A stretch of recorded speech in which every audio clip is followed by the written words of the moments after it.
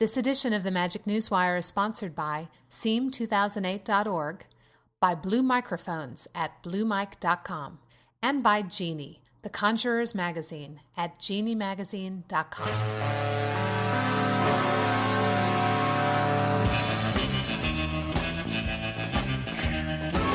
This is Max Maven.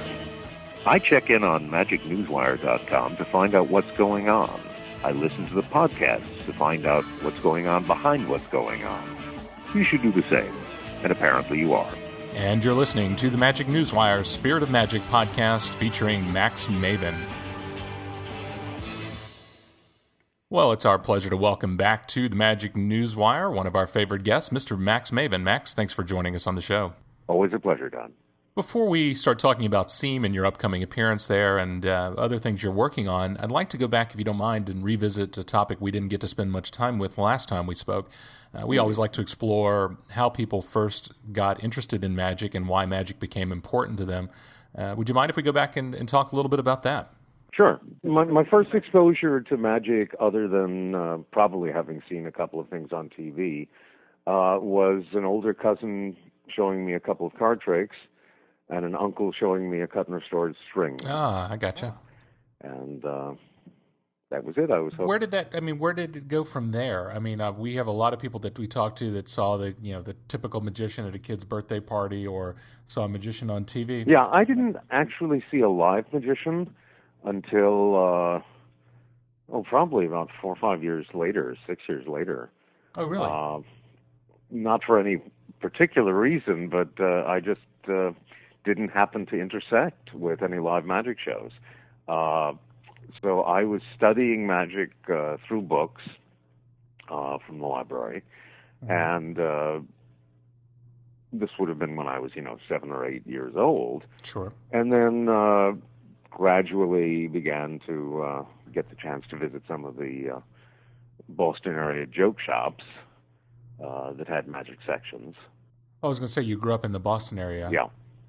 What shops were you going to at that time? Well, there were several joke shops in Boston that all had the name Jack in the title, although they weren't all owned by the same people. But it's never been clear to me which came first. But there was a Jack and Jill's joke shop, there was a Little Jack Horner's joke shop, and there was simply a Jack's joke shop, and they were all downtown. Mm-hmm. There was also Holden's. Sure. Yeah. In Boston, which had been there for quite some time. But that was less easy to find out about in those days. It was not located on a street level, and you kind of had to know about it to get there. I did get there, but probably not till I was around 12. And some people that we've talked to, Harry Lorraine specifically, was talking about the idea of the cafeteria, magic shops closing on a Saturday, and then the magicians meeting at a local hangout to session. Was that your experience at that time in Boston, or did you have... No, because it wasn't happening that way in Boston. Oh. When I was 13, I went to my first magic convention. I found out that the Boston SAM Assembly had a small convention by the standards of the day. About 100 people, I guess, 2 nights and 1 day. And so I went to my first convention at the age of 13, which was like having the top of my skull broken open. It was pretty life-changing. And the IBM in Boston, the IBM Ring, used to have a gala show once a year. And so they were about 6 months apart. And so those were my 2 big fixes in magic during the course of a given year. And a little bit after that, when I was probably 14 or so, I had been to Holden's once when it was still being run by Herman Hansen, who had managed the shop for Max Holden and then taken it over after Holden's death. The shop in the early 60s was purchased by Ronnie Gann, who at that time was still in his 20s and trying to make it both as a performer and as a dealer, with complicated issues in the sense that it was not easy to run that sort of magic shop as a young guy in a changing time. So, although Ronnie managed to keep the shop open for the next 4 or 5 years, I guess, it was not a rousing success. But I used to go in every single Saturday, and became very friendly with Ronnie, who was very generous in spending time with me, since it's pretty clear he wasn't going to be making his rent based on the amount of money I had to spend. But I would go in every Saturday, and he would show me what was new, and I would sometimes do some work in the back room, packaging orders and things, Oh, really? to make a little extra money to turn around and spend on right. on Owe your matching. life to the company store. Yeah. So that was a very valuable and influential time for me, but it really wasn't connected to a group of regulars that would all come in on Saturday, let's say, and then go out for coffee and that sort of thing. I did not really start intersecting with anything along those lines until I was in my later teens, and the IBM and SAM groups both had monthly meetings, and the meetings very frequently, after the meetings, people would go out in a group. And so it wasn't every week, and it wasn't quite as open-ended, if you will, as what existed in New York. But eventually I did find the existence of the magic social scene, if you will, in the Boston area, and got to be very good friends with a few people who were particularly forthcoming in just making me feel welcome in areas where they were particularly well informed and well connected. The two names that leap out most strongly would be Ray Goulet, who these days runs both a magic shop and what he calls a mini museum, which are both terrific, and the late Irv Weiner, who was tremendous and just remarkably supportive and innovative both. Did you actually take any formal lessons, or were you pretty much self-taught at this point? I was largely self-taught. My formative years early on in magic, I didn't know any other magicians really, and so it was mostly from books. I learned very early on that books and magazines were the best resource I could find, as opposed to buying individual tricks. So I have observed at other times that a great deal of my life has been spent engaged in dialogues with dead people. Not quite in the format of a séance, but I was going to say that works well for a mystery performer. Yeah. There were people certainly who were very encouraging and helpful to me. Ray Goulet's name again immediately comes back, because he was one of the only guys in the Boston area who really had a solid handle on what was going on in card magic in the 1970s, which would be when I was just at the very start of my career, and Ray had access to a lot of information and networked with a lot of underground folks and whatever, and was very we just became good friends, and we would hang out once or twice a week in session, and that was very valuable. But as far as a mentor per se, I guess the two people I would most describe as being mentors were people who I met early on but didn't get to know until I was far enough into my 20s that I had kind of passed the mentoring, the stage of being mentored, if that makes any sense. Yeah. But I did, very fortunately, I became pretty tight with Jay Marshall and Di Vernon.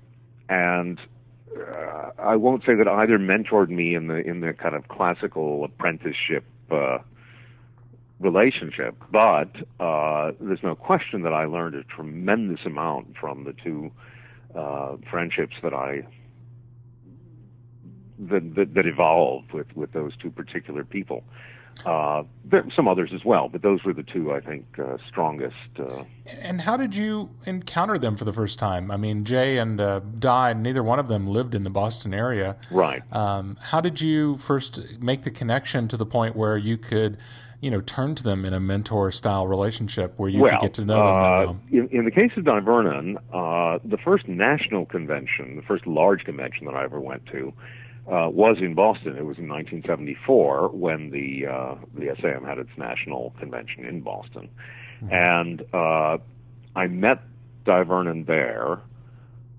He was at the time 80 years old, and I was introduced to him by a mutual friend, an underground card man named Frank Thompson. Oh, sure, yeah. And I was thrilled, of course, and thought to myself how fortunate I am to meet this legendary figure, because he'll be dead soon. Little did I know he would be around for a while. He would stick around for almost 2 more decades, and that I would get to be, in fact, pretty close friends with him and move out to the West Coast and so forth. But that first time, it was not much more than a handshake and a very brief but pleasant conversation. Although also at that convention, he lectured, not as part of the convention. It was sort of put together then and there as a special late night separate charge event that Herb Zarrow, who later became a good friend as well, and Herb put that together. And I remember standing on a chair in the back of the room and just being awestruck with watching the professor work. In the case of Jay Marshall, I met Jay much earlier. I met Jay in 1965 at one of these smaller Boston conventions. Now, in those days, I mean, I have kids walking up to me and greeting me as if we're buddies. I come from a different generation. Yeah. So when I would see someone like a Jay Marshall, I did not assume I had the right to go up and talk to them and take their time. So I remember at this convention back in '65, I would have been 14, and at one point where he didn't look terribly busy, I walked up and kind of timidly introduced myself and just told him that I admired his work and his writings, and that I was a fan, basically, and he was pleasant in return. And that was our first meeting, but I wouldn't say I got to know him from that. But over the ensuing decade, we would see each other at conventions and functions. And by the late 60s into the early 70s, I began making a name for myself of sorts. And it took a while before Jay really kind of opened up to me, because I think he initially didn't know if I was one of these sort of fly-by-night kids who comes along, does some clever stuff, and then sort of fades out of view. Right. And I remember a specific event in 1976 where I said something that made it clear that I had a grasp of magic history, and you could almost hear the sound of a door unlocking as he decided that I was maybe someone who warranted a more serious relationship, and we continued having a very strong relationship for the rest of his life, and tremendously influential on mine. Yeah, I think we come from about the same time period because I still today, people give me people's phone numbers and say, hey, just give him a call, and I just can't do it. I'd say I'd much rather, somebody that he knows introduce me. I just can't, even in spite of doing this internet thing that I do, Right. I'm still not comfortable just picking up the phone and calling someone unless someone else has told them who I am and that I'm serious about this. It's not just some random person picking up the phone and Right. that has gotten hold of their phone number. So I totally understand where you're coming from. I think several things in the way American culture has developed, and the internet being a strong part of that, has changed the rules of behavior. I certainly have no problem with someone who I don't know coming up to chat to me. Sure. But I've had some pretty obnoxious people. Some years ago, I wrote I guess the proper word now would be notorious. I wrote a notorious column about amateurs and professionals, which was meant to be provocative, but provoked far more upset than I actually expected. Where was that published? Sorry? Where was it published? Oh, it was as part of the.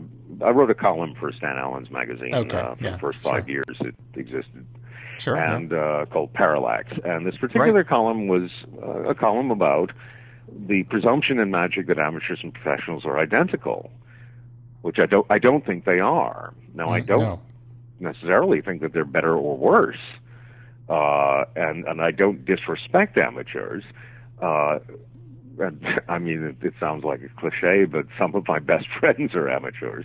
I just don't think the experience background of an amateur is the same as a professional, and to presume that it is misleading at best. But I wrote the article with a certain kind of acerbic tone, and people came away from this with this assumption that I hated amateurs, that I disdained amateurs, etc. And I remember I was standing at a convention not long after this thing had hit, and I was in a conversation with someone, and a guy walked up to me, and he stuck his nose 2 inches from mine and interrupted the situation, invaded the space, as it were, and blurted out, "Well, I'm an amateur, so I suppose you won't talk to me." And under the circumstances, I just sort of smiled and said, "Well, I suppose I won't." Yeah. And he walked away, and I'm sure he went back to whatever his hometown was and said, "Oh, that Max Maven, he's exactly as mean and unpleasant as I expected." Right. So, as I've observed on other occasions, the remarkable accomplishment, arguably the single most remarkable accomplishment of the magicians, both amateur and professional, of the 20th century is that they, over the course of that span of about 100 years, they were able to take something that is inherently profound and render it trivial. Mm-hmm. So I think the trivialization of magic is something that is largely our responsibility in the sense of the magic community. Well, I was going to say, we think about, I've talked to Harry Lorraine and Michael Amar and you, of course, and others that, there was a time when there were two different levels of magic. You went into the magic store and there was the front room and there was the back room. Not that we need to hide everything totally, but at the same time, I think there was a time when you kind of had to, earn your chops before suddenly you were just handed the secrets. And today, I'll let you in on a secret, Don, that seems to have been lost, which is that still exists. There is still underground information that has to be, in some cases earned, or in some cases discovered through digging or what have you. I remember some years ago when the internet was younger, and there used to be, and probably still is, I guess, a internet chat group called Alt Magic. Oh, yes, absolutely, on Usenet. Yeah. And it was kind of the lowest common denominator in the sense that there was no test or entrance exam. Anybody who just was monkeying around could find this chat group and jump in. You didn't have to register. And it was an interesting way of getting sort of a snapshot on what was going on in magic, at least within this internet world at that time.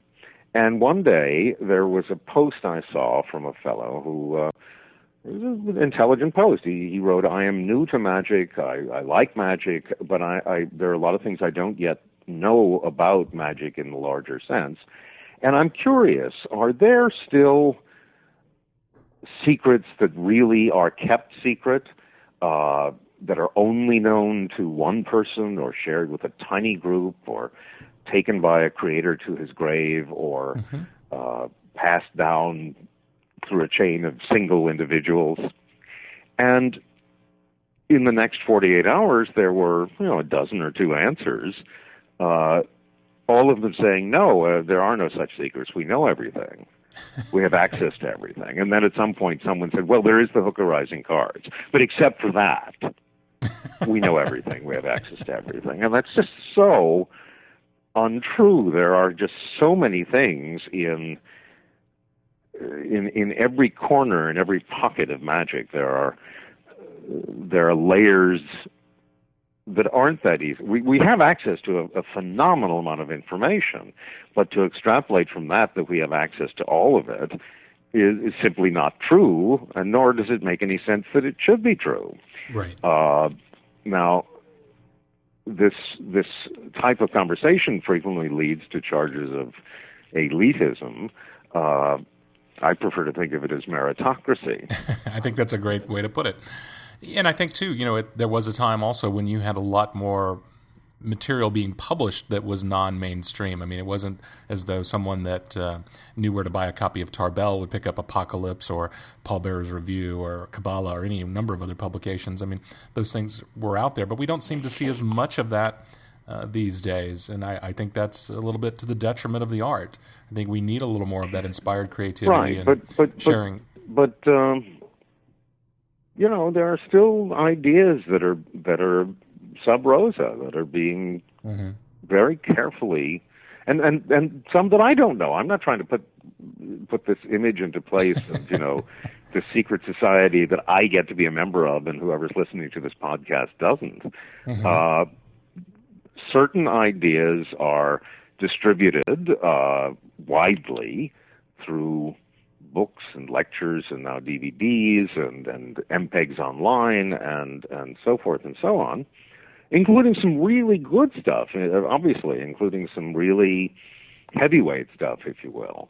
But again, to assume that because that is the case, that everything is out there, just isn't so. There's information that has been very sparingly shared over the last century or more. There are ideas that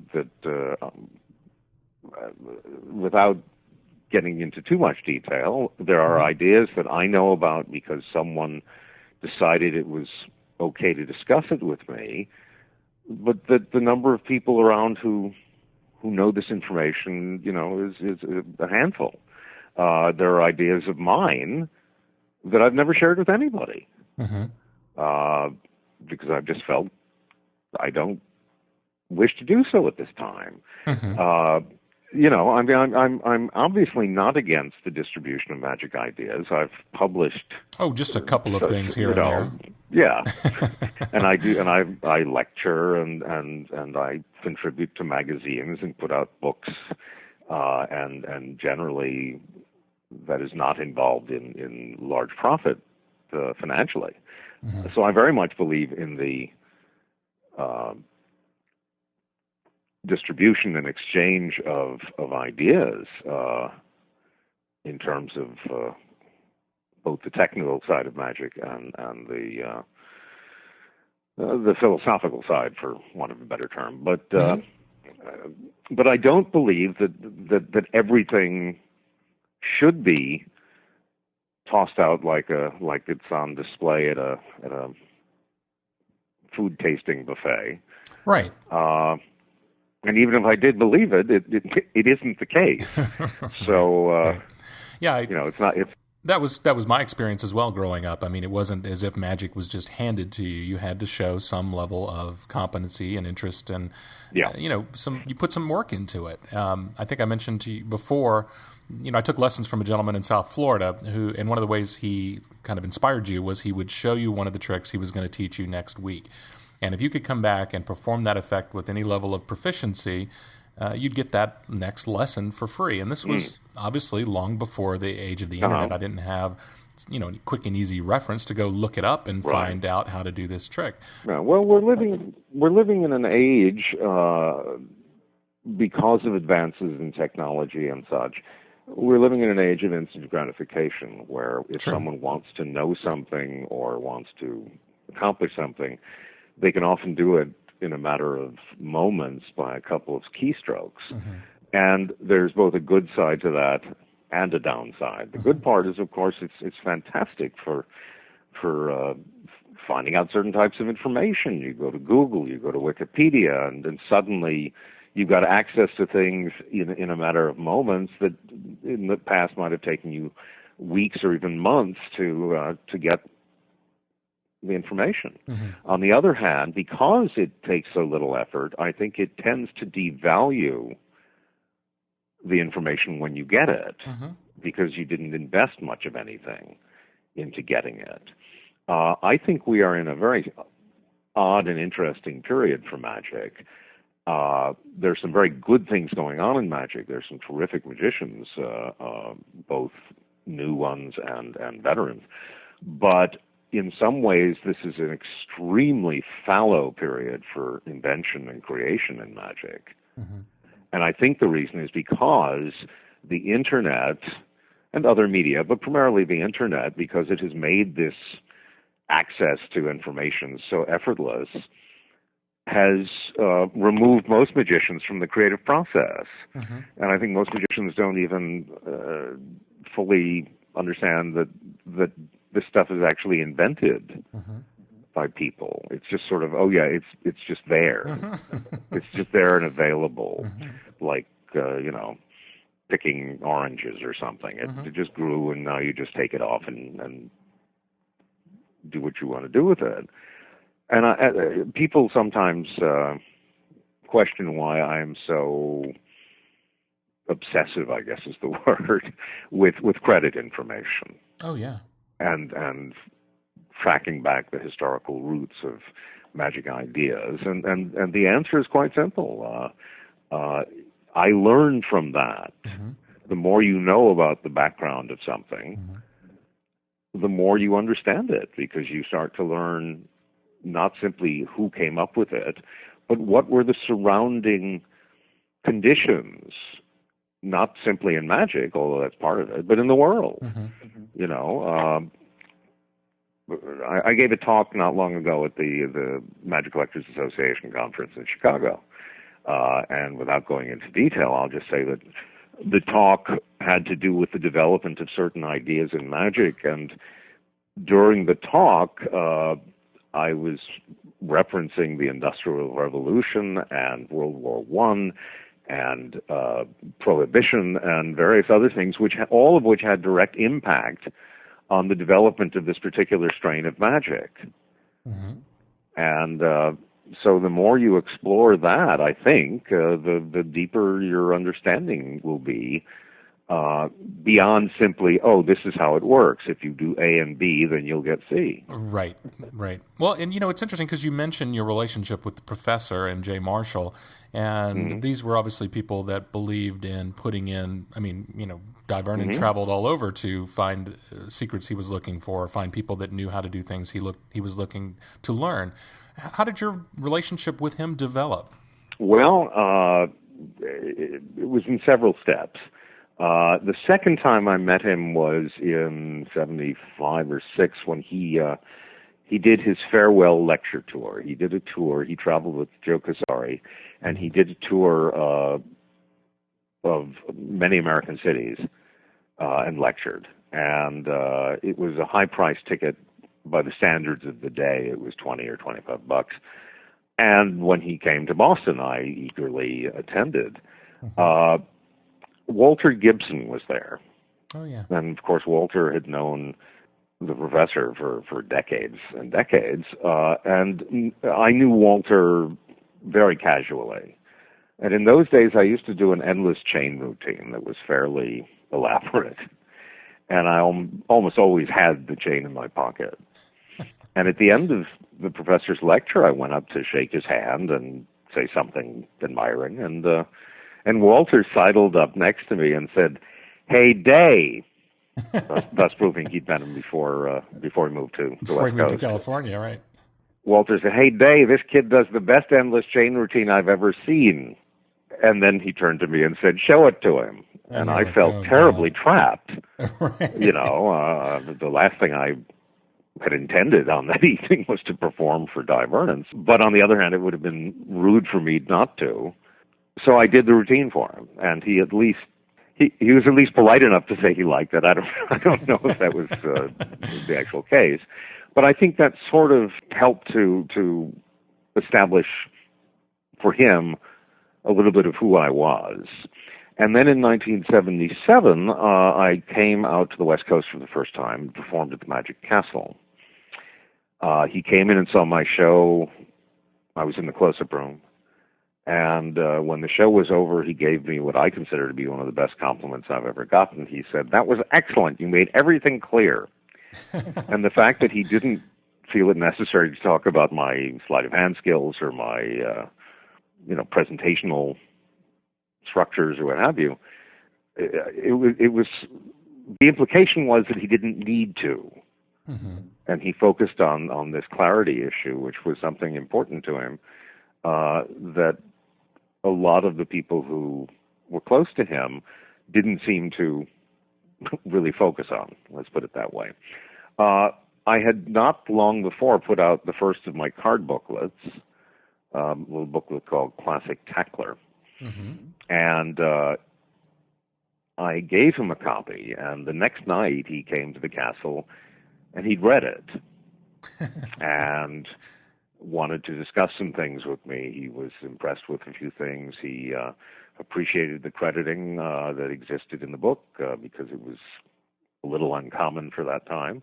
Mm-hmm. He pointed out a credit that I'd gotten wrong. But the most interesting moment, and one that I think gained me some real points with him in a sense, he brought up one particular trick in the booklet, and he said that switch that you use at the last phase of this routine, where did you learn that? It's an old underground gambler's thing, and it's very little known. And I said, well, I invented it myself. I came up with it independently, but I did not give it a name or, try and suggest that it was mine, because when I invented it, I assumed someone else must have come up with it before me because of its nature. And I think the fact that I didn't, promptly tack my name onto it and said, "This is mine." Yeah. Yeah, I think that registered very well with him because it seemed to be a somewhat unusual stance. So those are the kind of basic steps that I think began to solidify my relationship with the professor. And when I moved to Los Angeles, I came out to perform at the castle one or two other times, and then moved to LA at the end of '78. And at that point, just wound up spending a lot of time with him.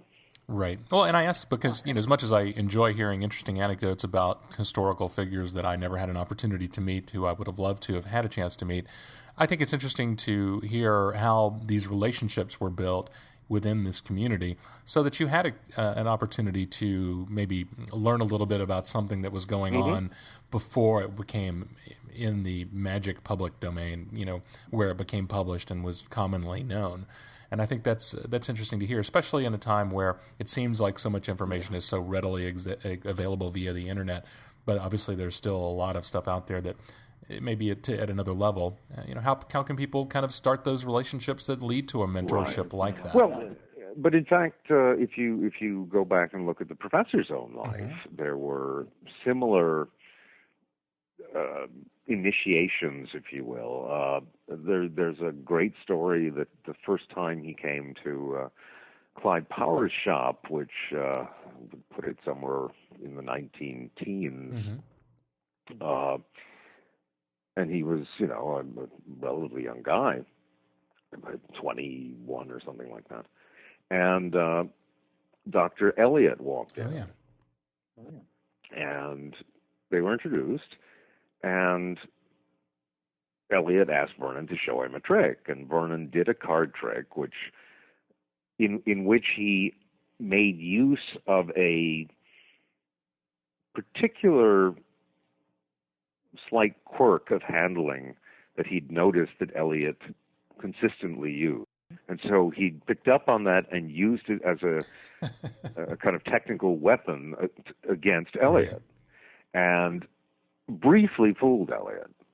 And then after a few minutes, I guess, Elliott suddenly realized what had happened, but he was tremendously appreciative at how wise this was to analyze the specific person he was doing magic for and take advantage of an idiosyncrasy about that person. And not only did that open up a working relationship between Dr. Elliott and Di Vernon, but Clyde Powers, the guy who ran the shop, between that and some other things Vernon had shown in the way of his level of knowledge, Clyde Powers said, "You can come into the back room," which never happened to someone the first time they came into the shop. Yeah, it seems that that's something that he became rather well known for. I mean, he seemed to have something of an encyclopedic knowledge of, he would look at someone perform something and say, "I know who you learned that from by the way they handled it." And that's a pretty remarkable skill. I can't imagine what it takes to have developed that kind of encyclopedic knowledge. That yes, I mean, he was very keen on. There's a phrase that is often attributed to the professor, although others have said it or similar things. But one of the key phrases that's always attached to him is "be natural." But very few people seem to have explored what exactly the word natural means, because there are kind of extra codicils to that brief statement. Because what is natural in the hands of one person is not necessarily natural to someone else. And so I think Vernon was very aware of, what would be natural for this particular person. And so I think he perceived those differences in a conscious way that few people did. And that's why he could identify where someone had learned something. Where did obviously the act you do today and the reputation you have as a mystery performer is far different from where you began in magic. Obviously, you've published a lot doing real traditional close-ups and some knuckle-busting sleights, but your act today is totally different. You obviously considered what most people refer to as a mentalist, but we've talked about, it's more of a mystery performance. Where did that departure from that early style of magic that you performed and what you do today happen? What was the impetus for that? It's a good question and a difficult question to answer. Because it's been sort of it has been the type of evolution that it's very difficult to analyze because I'm in the middle of it, or possibly to some extent from the outside. It's the whole thing of you don't see the minute hand on the clock move, but you suddenly realize that it's now further forward than it was. Or even if you see the transition happening, it's hard to define when the full transition has been made. When does the tadpole become a frog? Well, and that kind of connects to one of the questions I'm always interested in, and I wonder what it is about magic that has captured you to the point where it's become such a significant part of your life. I mean, why magic? There's so many. I mean, you've done many things during the course of your life. But ultimately, magic has become the one big thing that has been such a significant part of your life. I wonder what it was about magic that captured you and held you to the point where this is what you do for a living, and this is what you're known for. I mean, why magic? Why not? Why not singing? Why not acting? Why not? I mean, there's so many other performance arts. Why magic? Well, and and you've done many of those. Yeah, I've done singing, and I've done right. acting, and I've done other related things, graphics and what have you, and they're all, at least for me, they have all been rewarding and fun and things that are still in some ways at least a part of my life. But magic speaks to me in a direct way that transcends what those other media do. And at this point, I look at myself as several things: a teacher, a entertainer, or whatever. But first and foremost, in terms of the work that I consider to be my primary and central work, I feel I'm an artist doing the same thing that any artist does, which is to express my ideas about life and the world to audiences. But mystery is my chosen medium. And what is it about that particular medium that you find so fulfilling? I mean, I assume it can't be as simple as the reaction of the audience to that style of performance. It's certainly not that simple, because audience reactions to music, for example, are easier, I think, to generate, and frequently much more effusive. So I don't think it's about audience reactions. Although, I mean, I tend to get very good reactions, and in fact, not infrequently effusive reactions. Sure.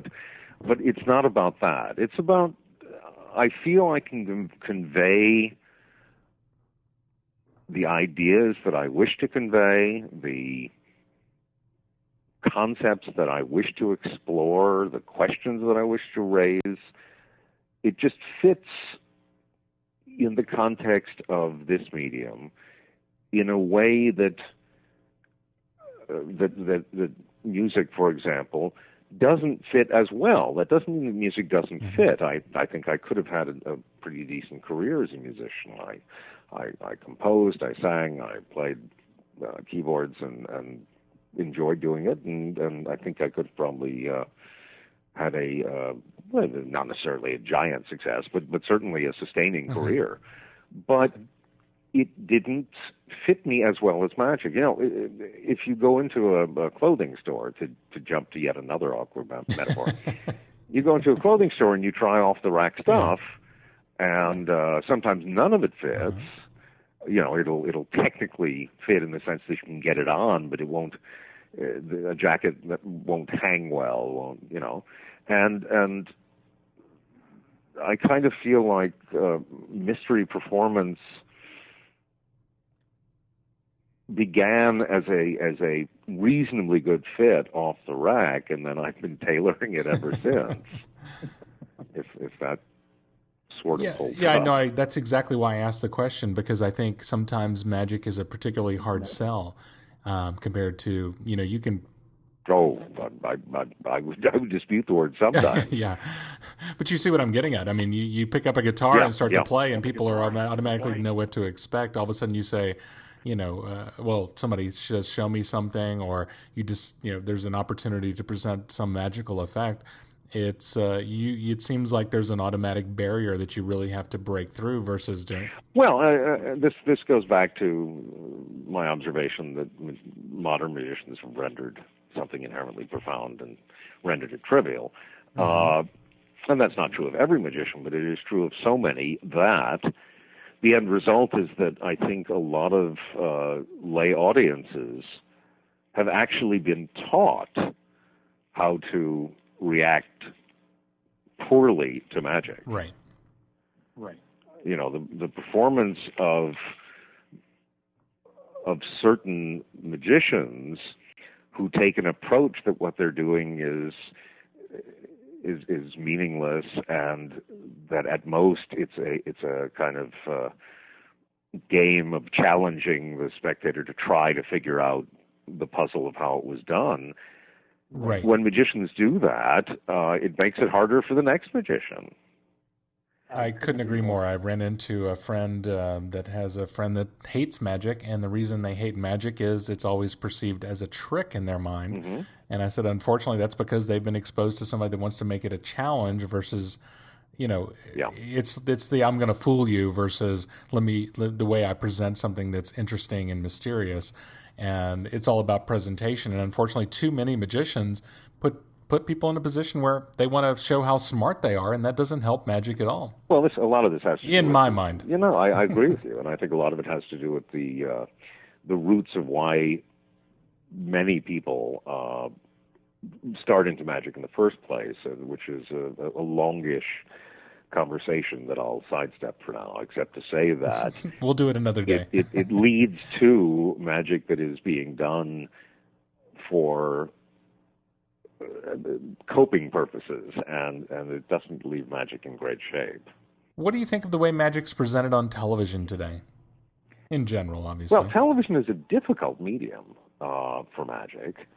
And most of the television magic that we see suffers because it is not designed to be done on television. Mm-hmm. Most of the time when a magician performs on TV, he or she does a performance as if it were live and as if the camera was a spectator, or the cameras, plural. Mm-hmm. And I don't think in most cases that works all that well, because the camera eye doesn't see the same way as the human eye.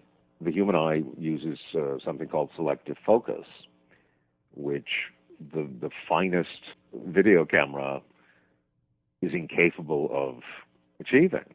So I think most magic on television suffers because it is not deliberately altered to fit the needs of television.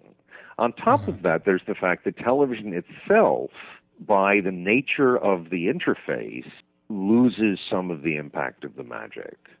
You are literally watching it through a barrier, this glass screen. You are in this odd situation that you're in your home, likely is not in bed in your pajamas or something. So no matter how formal and dynamic the performance is, it's surrounded by, your own drapes, your own sofa, whatever it may be. And magic is certainly not the only thing to suffer in this way. I don't know if you've ever witnessed any bona fide violence live. I actually have. Well, I have too. The first time I ever saw something that I would say was extremely violent and not in a setting like a boxing ring or something. I was in my early 20s. I was walking down the street, and I happened to see across the street. I looked up just at a moment when someone punched someone else in the jaw with a really loud noise, and the second guy crumpled to the ground. And it hit me so viscerally that I walked back to my apartment and lay down because I was so queasy. And it had affected me, even though it was across the street. Now, on television, I have literally seen people killed live on TV. I'm old enough that I actually saw Jack Ruby shoot Lee Harvey Oswald on TV. And and similar news stories and whatever. And as upsetting as that experience has been, it has never had the kind of visceral impact of seeing a guy punch another guy in the real world without without that glass barrier to diffuse it.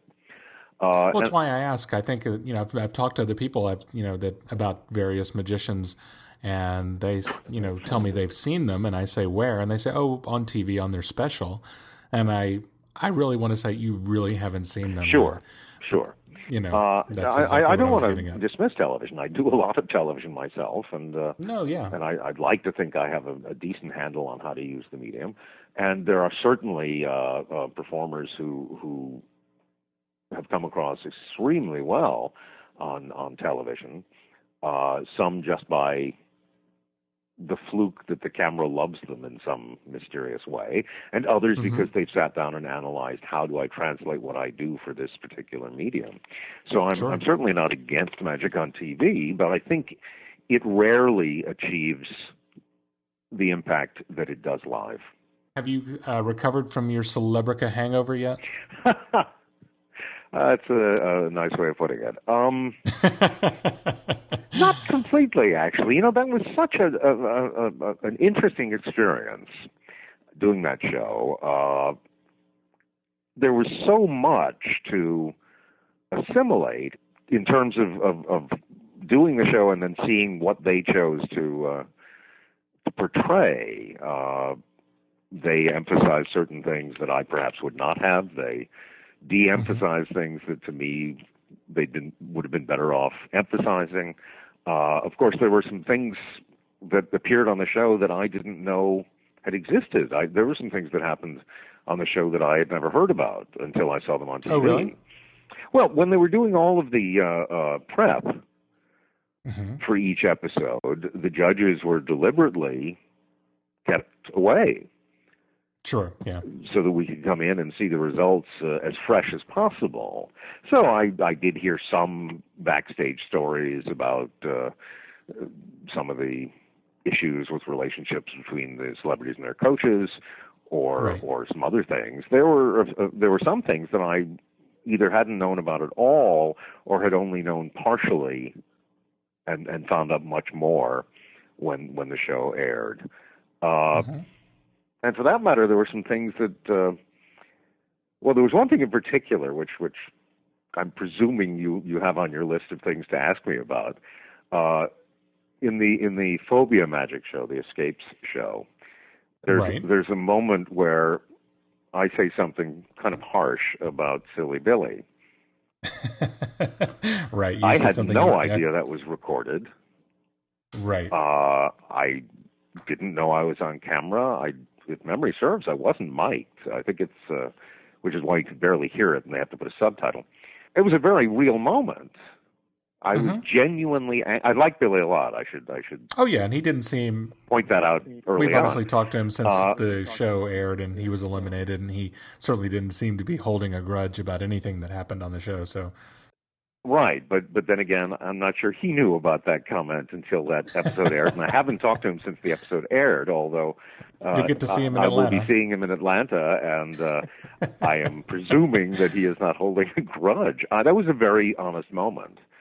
I was really angry because I really liked Lisa, both as a person but as a contestant. I thought she was doing some really interesting stuff.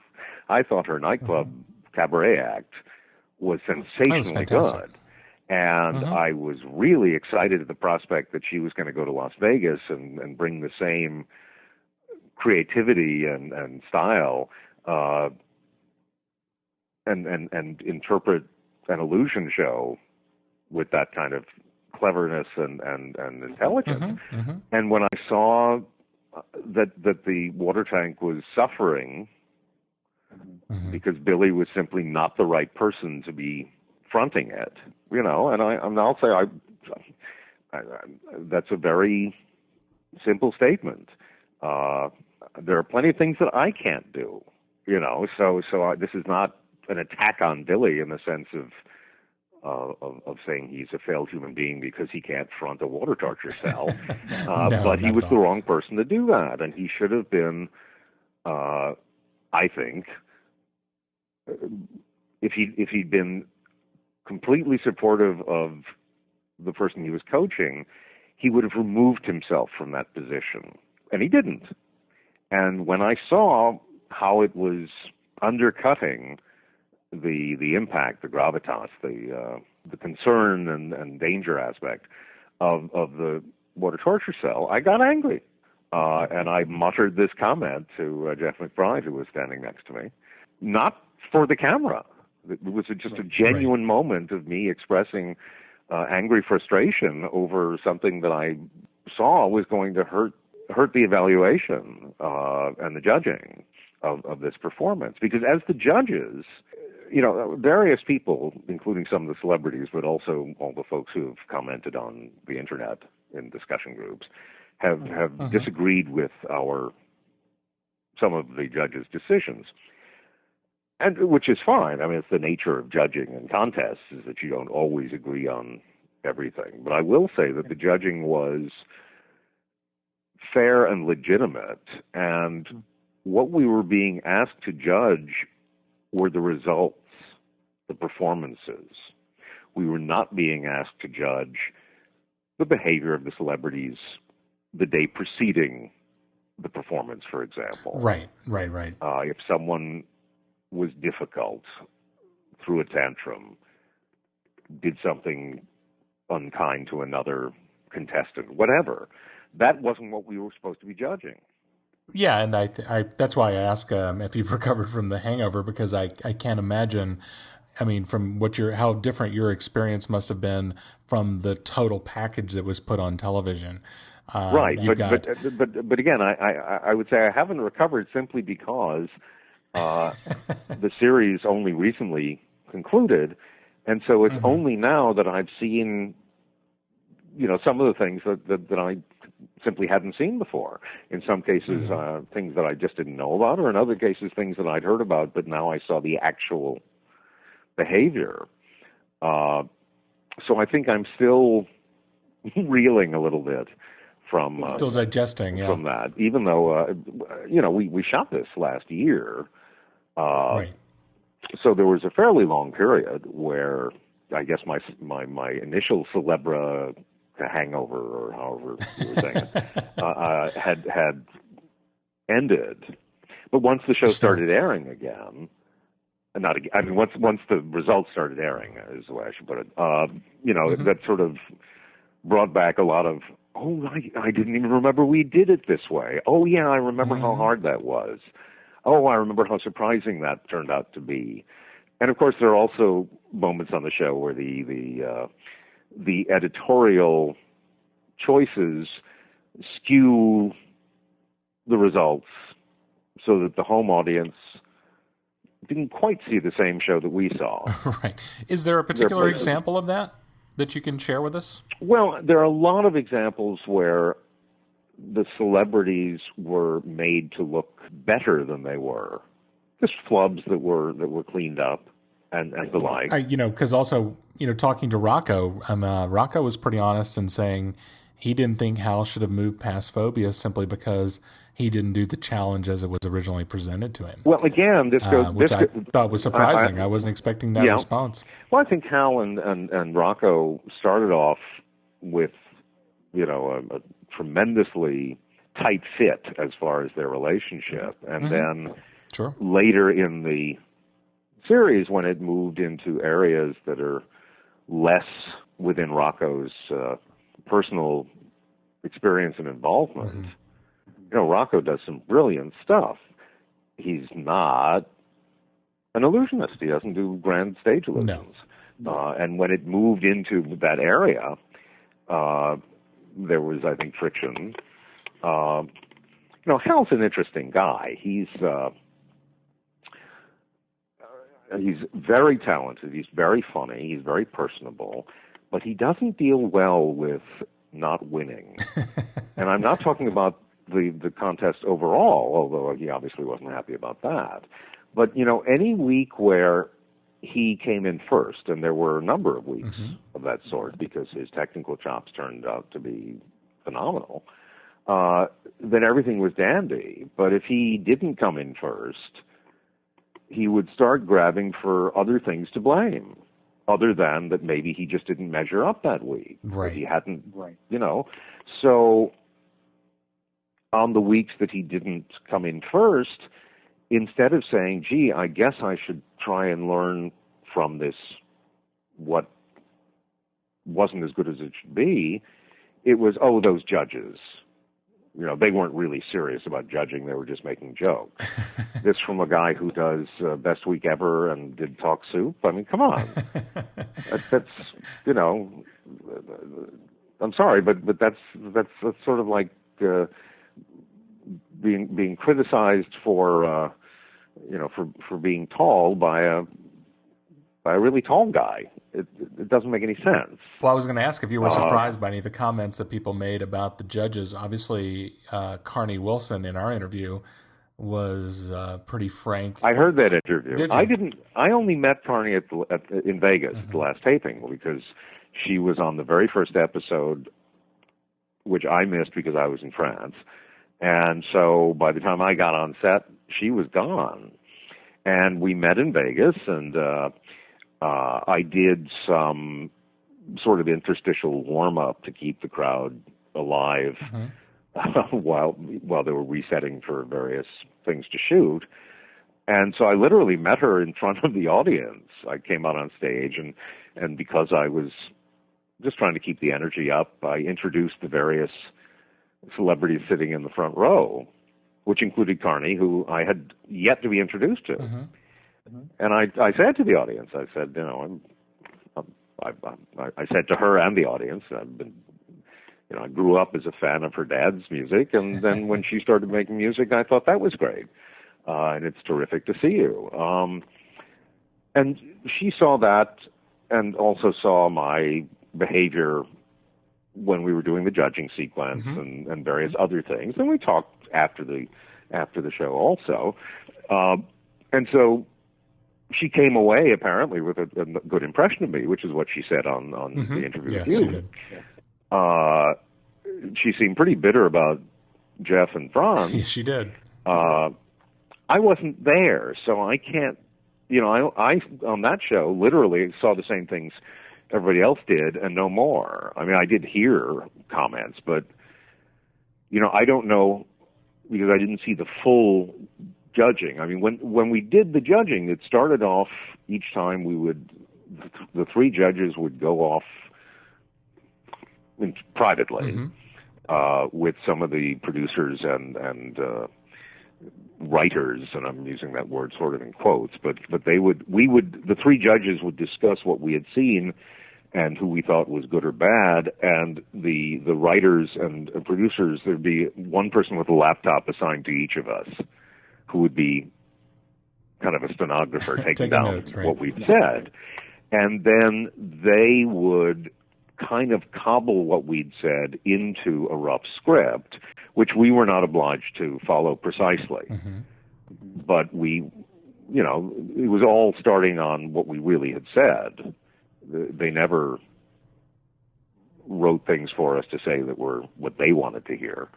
But they were able to choose, after everything had been said, they were obviously able to choose what they wanted to feature or what got left on the cutting room floor. And so there are situations where some of the judges may have, myself included, may have looked more hostile toward one person than another than was actually the case. Or, well, I'll give you a perfect example, and this goes back to Hal, but there was a one of the shows, Tommy, on one of the shows, Tommy complained that the judges were all enamored of Hal. Oh yeah, I remember. In rapture, and that really wasn't. That I don't doubt that was Tommy's perception, and the way they cut it together supported that perception. Sure. But it really wasn't what was going on. I was very clear in making statements that I was very impressed with Hal's technical sleight of hand. Right. But I didn't let him off the hook on other aspects of his performing that I didn't think always worked. Jeff, who is much more connected to pure sleight of hand, because it's what he does and does so well, I think Jeff was enamored of Hal. I mean, I think if you were going to lay that accusation out, I think it was pretty true of Jeff. but less so for Jonathan and even less so for me, which is not to say that I was anti-Hal, but simply that by what they chose to show on camera, it supported Tommy's upset, which I think was in some ways paranoid on Tommy's part, that Hal was, the judge's little favorites who was just guaranteed to win. Right.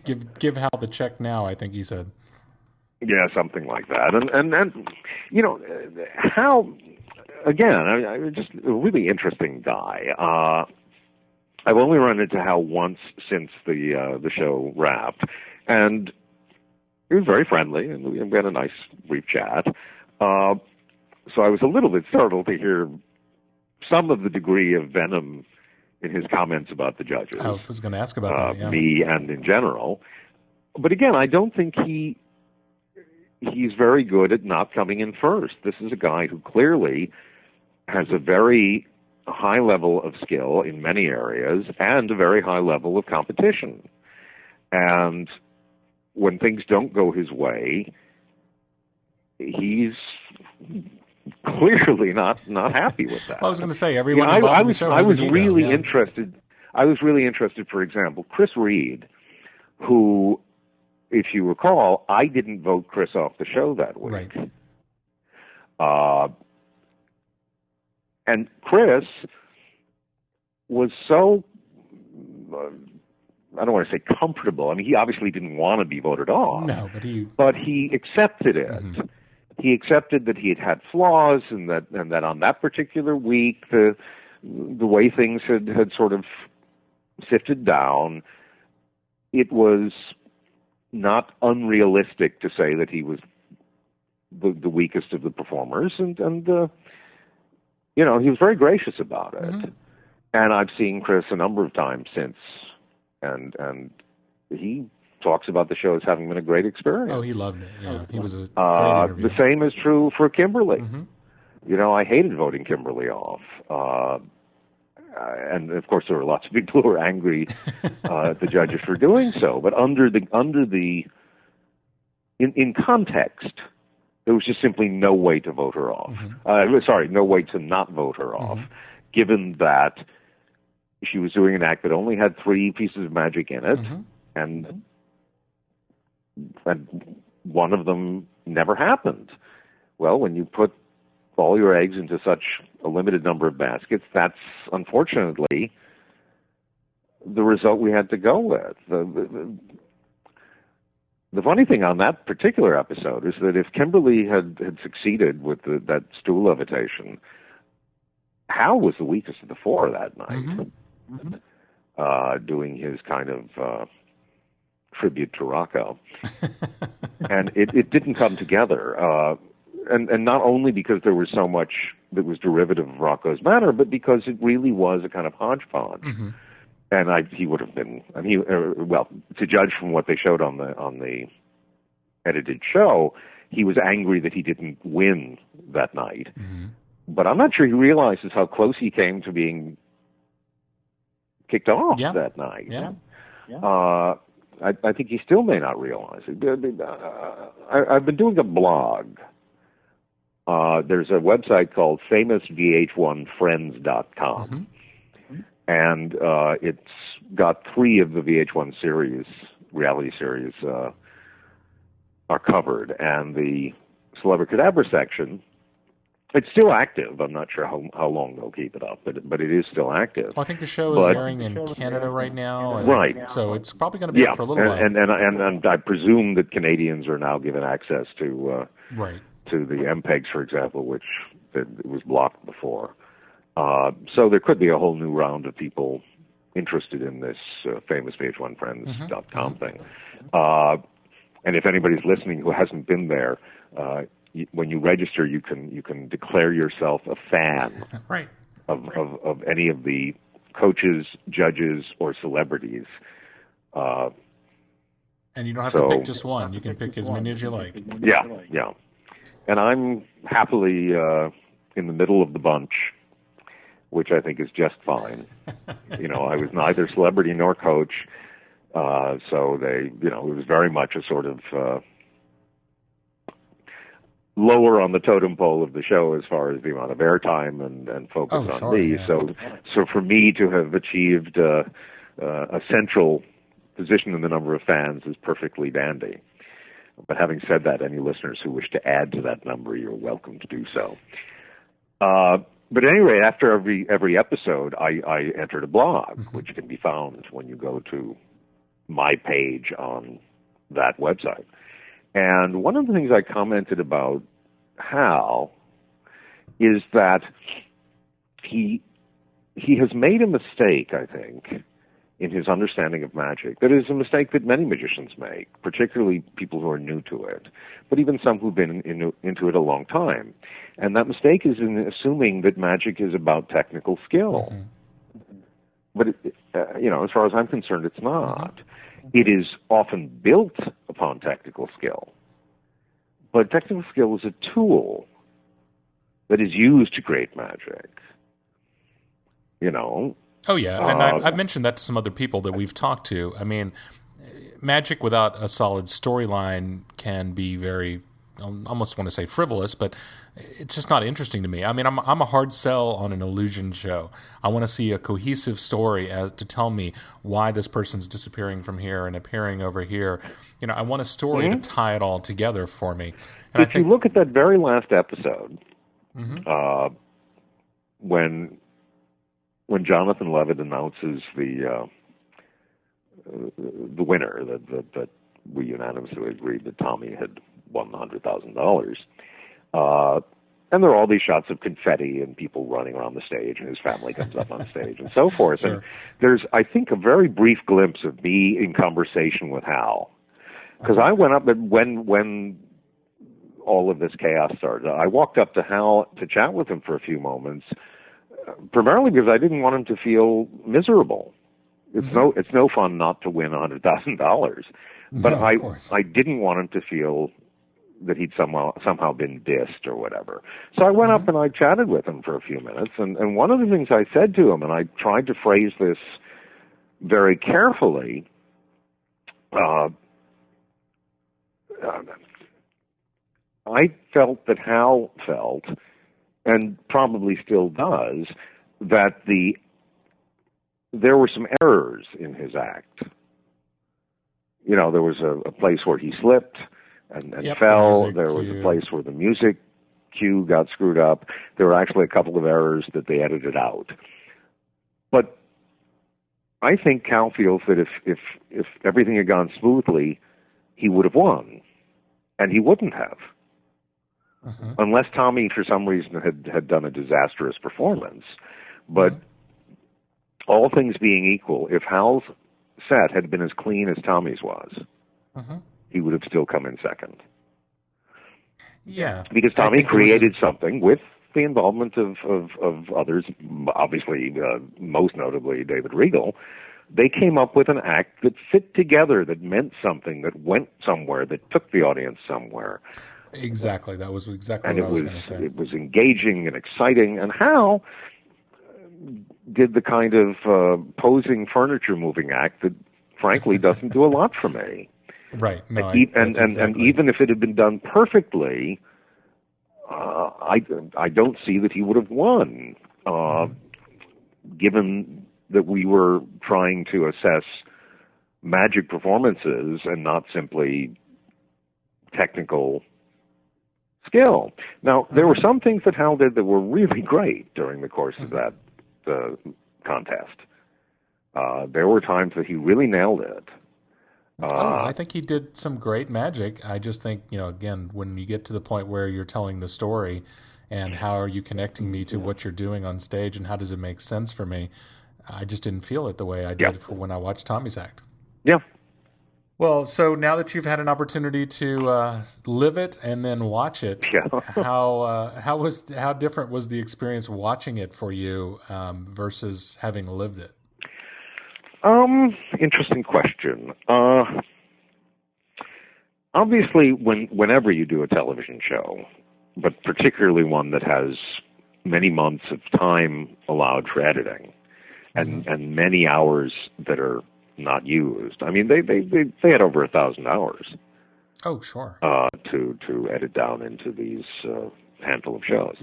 And so certain things get emphasized that didn't feel that way when the show was actually being done. Mm-hmm. I thought overall the show came out pretty well. It was engaging, and what was particularly nice is that the contestants really committed themselves. They wanted to do good magic, and I have maintained a friendly relationship with pretty much all of the celebrities. A few weeks ago, I had lunch with Ant. Oh, really? Well, he's the only one we were unable to convince to talk about the show. And I don't think he will. No, I don't think so. I think Ant just felt that the show didn't unfold in a way that he liked.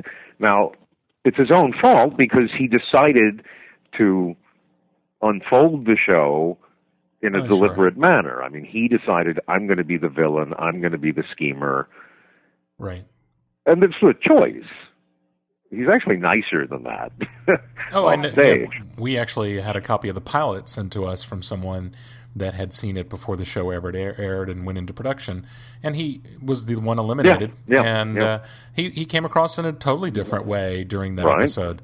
I mean, he was much more gracious when he was eliminated. He seemed to have had a much better time. I was really surprised at the way he kind of acted and responded to the show when he was eliminated on the second occurrence. He decided he made some very deliberate choices, and I'm not going to say they were good choices. They rubbed a lot of people the wrong way. I know many, not all, but many of the coaches and other celebrities built up a dislike for him because he had chosen this route. Were happy when he left, and probably would not cross the street to say hello to him now. But having said that, that's not who he is all the time. Right. And I think Ant is clever and funny, and I know it sounds odd, but I think he's a nice guy. So I've been friendly with just about everybody. Several of them have come to see my show. Some of them more than once. Quite a number of the coaches and the celebrities have made a point to come and see the show. Some more than once, and there have been some nice friendships that have occurred because of this. Which leads me to something I wanted to comment on. I have seen both at Magic Newswire, but also a couple of other places on the web, some comments about a movie that Tommy Howell directed, and I believe he starred in it as well. It was a sequel to War of the Worlds. It was done, I think, for the Sci-Fi Channel and then put out on DVD. Mm-hmm. And he made use of a bunch of people from Celebricadabra. He had roles. I haven't seen it, so I don't know how big the roles are, but he had roles for Jonathan Levitt. He had David Regal, Chris Reed. I think Murray had a thing in it. So there was some talk that, this kind of means that the contest was rigged. Right. And part of the reason some people have said that is because they assume that since the movie came out before the TV show, that this had all been in the works before the contest started.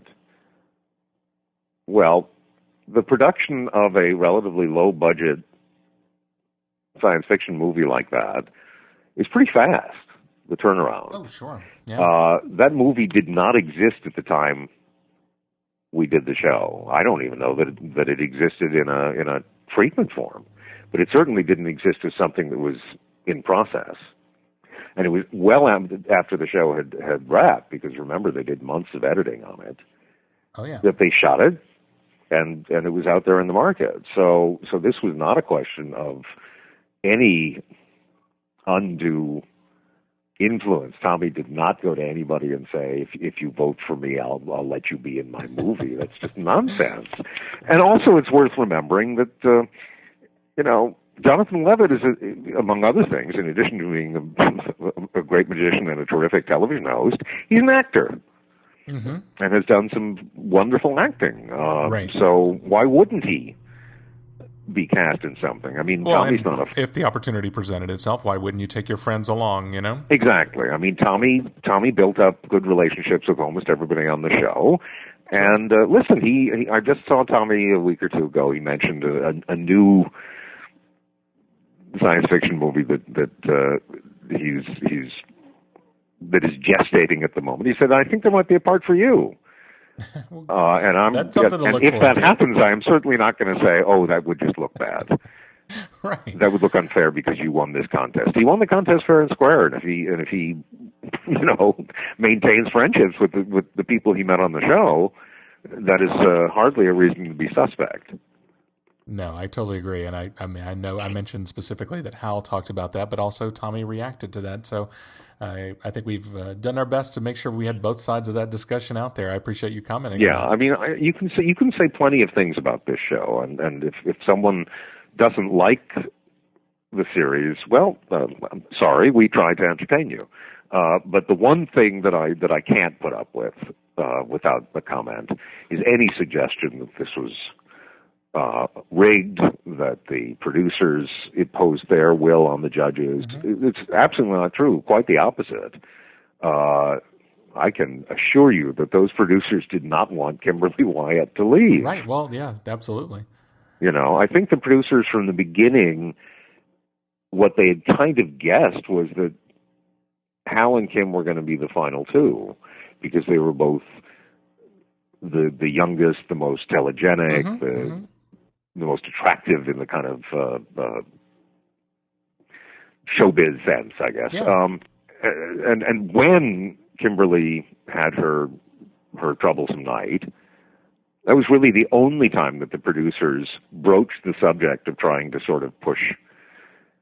One of the producers just made a half-hearted attempt at saying, but Kimberly's, I mean, her stage presence was great, and the first trick looked so good, and I remember I just looked up and said, but she's not going to stay. Sorry, right. Right. So, and it really was very light-handed. There was no collusion. There was no.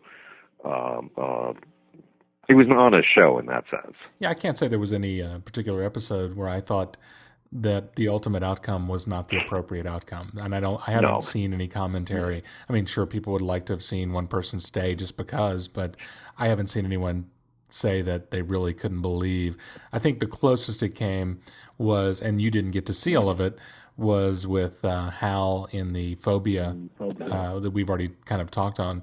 But right, but you didn't get to see all of that, and his attitude. I heard that. I heard a fair amount about because there was a lot of tension on the set by the time I arrived, and I heard a fair amount about it, including some stuff that didn't make it on the air. But at no point did the producers give any indication that this was something that should be penalized. Right. And that's all of us looking at. And nor had we penalized anybody for acting out other times. Right. There were several performers who had meltdowns. Some of them were shown on camera, some were not. Some were shown, in as a momentary passing, but actually took the better part of an hour. And, and at no time did we hold that against the celebrities. These people were under tremendous pressure, working on a very tight schedule, where they were being forced to learn things that normally take weeks, months, or years in a matter of days, and not many days at that. And then to do it in front of the world. Oh, absolutely. And to be judged on it. I mean, that's a high-pressure situation. So I would have been astonished if there weren't any meltdowns. Max, it's always a pleasure to talk to you, and I can't thank you enough for the time you've made available to visit with us again on the Magic Newswire. I mean, there's so many other conversations we could have. We could talk about the skill an actor brings to the table that a magician could learn from before they learn magic. I mean, there's just so many different directions we could go. We'll just save it for another time, and I just want to thank you again for joining us. There's a lot more that can be said. Absolutely. But for right now, I'll simply say that, as always, it's a pleasure to talk to you, and I look forward to continuing our conversation in the future. Absolutely, and we'll obviously see you at SEAM in Atlanta in August. I will be. It's been quite a while since I've had the opportunity to work in that neck of the woods.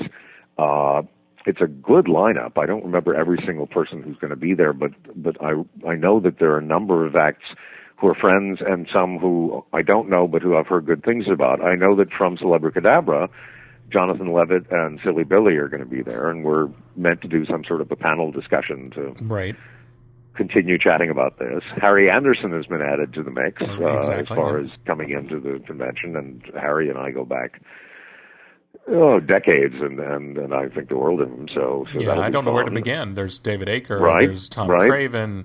There's so many great people coming. It's a very strong lineup, and I'm very pleased to be a part of it. And any Magic Newswire's listeners who are there, by all means, come up and say hello. I'm sure they will. But don't stick your nose in your face and say you probably don't want to talk to me, because then my answer will be you're probably right. If they're coming from here, we'll hope they have better manners than that.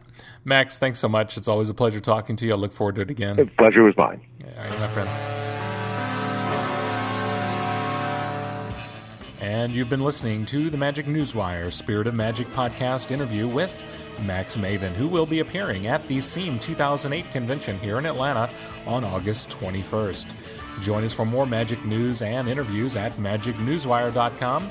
And thanks again to our sponsors, Genie Magazine at geniemagazine.com and Blue Microphones at bluemic.com.